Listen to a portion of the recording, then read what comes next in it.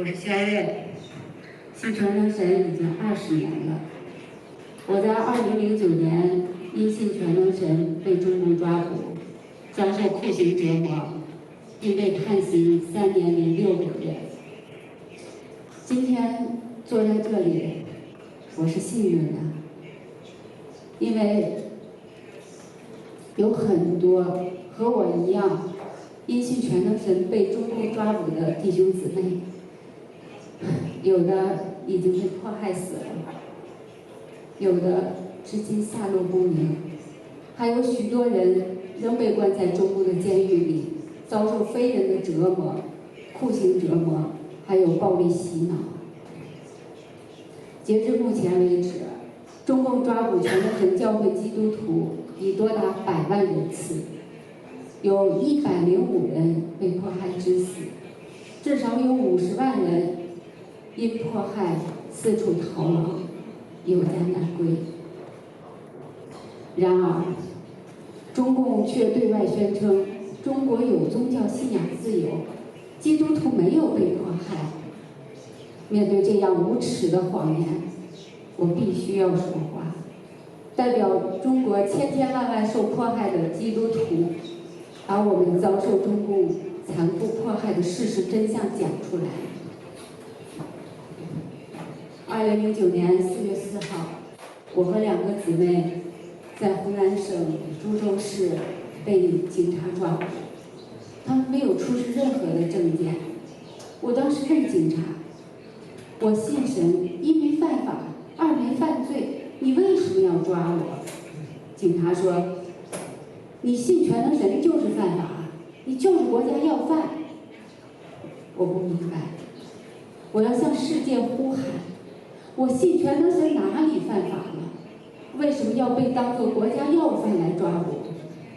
中共对基督徒为什么这么邪恶，这么无耻，这么没有人道？在审讯室，未必我说出其他弟兄姊妹和教会钱财的下落。2个男警狠劲儿地打我的脸，又用那种卷成筒的书打我的头。他们还给我上了一种叫荡秋千的酷刑，把我的用2副手铐把我的2只手吊在高高的铁窗上，用一个军用包裹带捆住我的腿，绑在一个铁椅子上，然后2个警察往前拖那个铁椅子，我的整个身体被拖成一个1字形，给吊在半空上。当时一个警察踩住我的小腿，左右摇晃我的身体，那个手铐就深深地卡在这个手腕处，不一会儿就变成了乌紫色。当时那种钻心的疼痛真的是没法形容。大约过了20分钟，警察猛地就往回踹那个铁椅子，我的身体就吊立在那个窗下，然后2个警察他们就拿出那个矿泉水的瓶砸我的2肋，用这个瓶口处使劲地按压这个肋骨。当时我呼吸都感觉到很困难。大约过了15分钟，他们又往前拖那个铁椅子，把我再一次吊成1字形，吊在空中。然后2个警察他们就是在旁边绘声绘色地讲着他们曾经酷刑折磨人的那些光荣的历史。看着我在那儿挣扎，他们就哈哈大笑。大约过了20分钟，他们又把铁椅子踹回来，我又吊立在窗下。这个时候进来了一个矮胖的一个男警，他上来问他们说我没有说什么，然后他就开始使劲地打我的脸，把我的牙齿都打松动了。然后当时他说，国家有令，对待信传承神的人打死白打死。然后他把手铐铐到最紧，又示意他们把我拖成一字形给吊起来。我就这样被他们反复的吊起来，又放下来，一直吊了12个小时，手铐扎破手背，流出血。我感觉我自己的呼吸越来越困难，当时头也胀得像要裂开，嘴巴干的就想要吐口唾沫都很难。那个时候我的眼前发黑，我感觉我自己的意识在一点点的消失。我想，我可能真的要死了，心里很害怕，也很软弱，但我唯一能做的就是向神祷告。中共这句"打死白打死"已经成为他迫害基督徒的一个名言了。好一个打死白打死！这句无法无天的撒旦名言，怎么能出自伪光正的中共之口呢？这句明显的撒旦逻辑，难道就是中共邪恶本性里流露出来的吗？直到第二天上午9点多，我才被放下来。我想上厕所，但那个时候我的腿已经不听使唤了，手已经失去知觉。2个男警把我给架到厕所，当着7、8个男警的面脱掉我的裤子。他们用最邪恶下流的话侮辱我，我很愤怒，我也很委屈。我当时只能失声痛哭，因为我的手没有知觉，我提不起来我自己的衣服。我才一个20多岁的姑娘，就被这样的当众羞辱。当时我很想从那个楼上跳下去，一死了之。可是我感觉不行，我不能辜负神对我的一个拯救，我得给神做见证，我得活下去，我要揭露中共的罪行，让全世界都知道。后来他们把我拖回审讯室，因为体力不支，我倒在了地上。警察却说我在装病，几个人围着就是使劲地踢我，直到我的左胸还有左腿不停地往一起抽搐，2个男警抻都抻不开，他们才停止对我的殴打，把我靠在那个铁椅子上。我当时瘫坐在那里，耳边传来的就是隔壁警察折磨姊妹的声音，还有姊妹传来的惨叫声。我当时心都碎了，难道这就是魔鬼地狱吗？2天后，我已经被折磨得奄奄一息，浑身浮肿，当时整个身体就是抽搐的，警察才把我送到医院去抢救。那个时候我的双胳膊肿得特别粗，双手肿得像包子，里面全部都是黄脓，针扎到血管上就鼓出一个包，流出血。医生对警察说，我的情况很危险，应该住院，但是警察却说只要死不了就行，又把我拉回审讯室继续审问。我被酷刑折磨了6天6夜，在这6天当中，警察没有给我吃任何东西。最后，他们编造了一份口供，强拽着我的手按了手印儿。这就是中共文明执法杰作。4月10号下午，我被送到了看守所。当时我只能躺在炕板上，生活不能自理，吃饭都是同监房的人喂我。几天后，警察又连续的来审问我，每天审讯18个小时，每次都是审问到我身体抽搐，实在没法进行了，才被迫停止。1个月后，2名检察官来问我，警察是否对我酷刑逼供？我说有，因为当时我的外伤很明显，但是检察官却在进检通知单的有无酷刑一栏中写下无。我在被关押在看守所的15个月里，他们还禁止我去找律师。2010年2月的一天，我被押上法庭进行秘密审讯。当时法庭上只有1个审判长、2名陪审员，还有1名书记员。审判长问我是否认罪，我说：宪法规定，公民享有宗教信仰自由的权利。我信神只是聚会读神的话，我没有触犯任何国家法律。但是审判长却说：你信全能神就犯法，你从北方跑到南方来传教，你还是流窜犯罪。4个月后，在没有任何犯罪证据的情况下，法院以组织和利用邪教组织破坏法律实施罪，给我判刑3年0.6个月，在我的一生中留下了一个永远的纪念。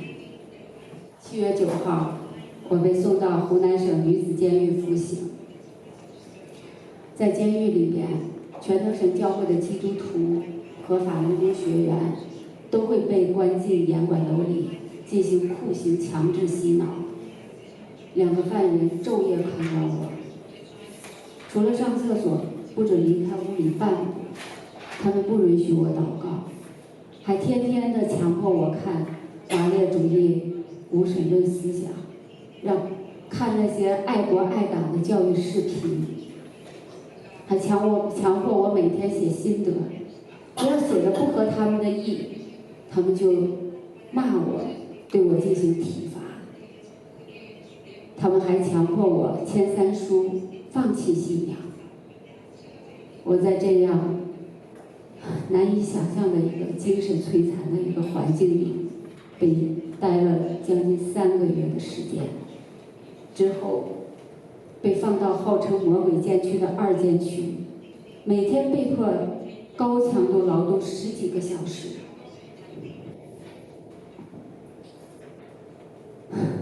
那个时候真是每天都是度日如年。如果不是神看顾保守我，加给我信心和力量，我早就被中共折磨死了，根本不可能走出魔鬼监狱。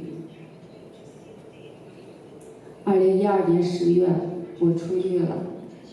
那个时候我才得知，在我被抓捕的时候，警察曾2次到我家大肆进行搜查，迫使我年迈的父母离家逃亡。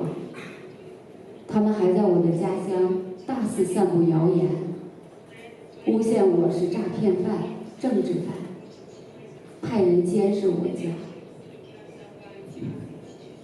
而且我还得知，在2009年的那次大抓捕当中，各地全能神教会的主要带领和同工都被抓捕了。负责我们工作的马所平姊妹被抓后不到半月时间就被迫害死了。何哲训弟兄被判刑15年，小丁姊妹被判刑11年半。2013年1月，警察把那些曾经被抓、释放后仍然坚持信神的人抓回去重判。当时村干部来到我家，要求我们写保证书否认神。为了能够继续信神，我不得不在此被迫离家逃亡。临刑前的那天晚上，我的爸爸妈妈抱着我痛哭。父亲说：“孩子，你走了就不要再回来了，只要你能好好活着就行。”打那以后，我再也没没有见过我的父母。2016年，在神奇妙的摆布安排下，我逃到了韩国，但是中共的黑手却延伸到海外，企图将逃往海外的基督徒全部引渡回国，继续迫害。从2015年开始，中共在各地骚扰基督徒在国内的家人，胁迫他们假借寻亲的名义到韩国示威闹事。他们无耻地说中国有信仰自由，基督徒没有被迫害。他们镇压的只是非法的宗教，是属于邪教，还诬陷我们是假难民，应该被引渡。听到中共这项无耻的谎言，我特别愤怒。中共把中国那么多教堂的十字架，在众目睽睽之下公然拆毁焚烧，这是宗教信仰自由吗？中共仅在2018、2019这2年间，把那么多建造的特别华丽壮观的教堂公然夷为平地，这是宗教信仰自由吗？中共在仅几年间抓捕了几十万基督徒，很多人被判刑坐监、酷刑折磨，这是宗教信仰自由吗？为什么近300万新疆穆斯林信众被关押？为什么全国各地大量佛寺、教堂被拆毁，僧侣、道士被驱赶的无处可去？这就是中共所谓的宗教信仰自由吗？稍有头脑的人都能看清。中共所说的宗教信仰自由都是谎话，都是拿来欺骗外国人的。难道外国人就没有头脑、没有思想？中共说啥都信吗？我就不相信，在这个世界当中就没有公理可言。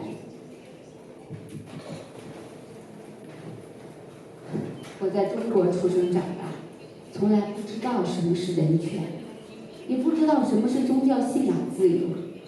我所见过的基督徒都活在被抓捕的恐惧和压抑中，他们内心都在呼喊：什么时候中共才能垮台，我们才能有真正的信仰自由啊！来到韩国，我才真正体尝到信仰自由。在这里可以光明正大的信神，没有人定罪信神是错误的，也更没有人敢定罪神所发表的一切真理。政府也没有为难我们这些逃亡到韩国的难民。在这里，我向韩国政府还有韩国人民表示感谢，允许我们这些被中共迫害的基督徒能够暂时居住在韩国，更感谢神的带领、看顾和保守。现在，海外各国至少有20个国家都有全能神教会，没有任何一个国家给全能神教会定罪的。各国全能神教会的基督徒都在正常的聚会、读神的话，没有被定罪的。为什么在中国，信神这个有普世价值、最正当的事，却被中共政府定罪？为什么基督徒被抓捕、被监禁？中共所谓的宗教信仰自由到底在哪里？我始终没有看见。如今我来到韩国已经3年了，我很想念我的家人，也很想和他们有一天能够团聚。我的父母年纪都大了，身体也不好，我很想去尽上我一个女儿的一个孝道，但是我不敢回国，因为有不少弟兄姊妹回国去看望父母，他们都已经被中共抓捕、入狱了，至今下落不明。昨天我才得知，今年4月份，中共又下发了一部内部材料，要求全能神教会基督徒在1月之内上缴化在肉身显现，3个月之内自动到公安局去自首。如果拒不自首的人，就要严加处置。如今中共用各种卑鄙手段在韩国闹事，诬陷我们是假难民，企图把我们引渡回中国，这是何等的邪恶卑鄙呀！